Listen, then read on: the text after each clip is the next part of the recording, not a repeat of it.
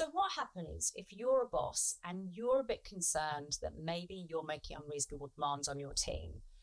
Thing is that if you don't find out about it, then you're going to find a lot more disengagement. And I know it can be really uncomfortable to have those conversations, but it's so important to get back in with your team and to increase those motivation levels. So how do you go about doing it? First thing you really need to do is to get feedback from your team on how they're finding things and how they're finding your management style. Now, I know feedback can be super uncomfortable, but we have to go with it.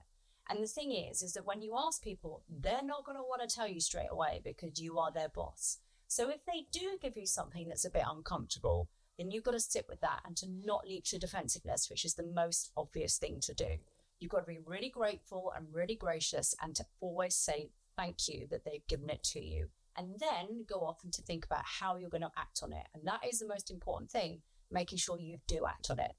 Now, say that they don't come back to you immediately and give you that feedback. As I said, they're going to feel a bit uncomfortable with it.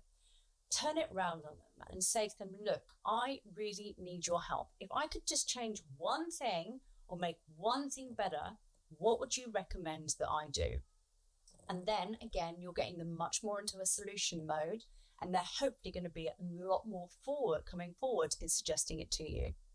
The final thing, if you're still not getting those answers that you want from them, see if you can do an anonymous survey, or maybe ask someone else to ask them on your behalf. And as I said with this, it's so important to start getting this information because you're getting feedback on where you can be improving in order to make sure your team is performing at its highest level.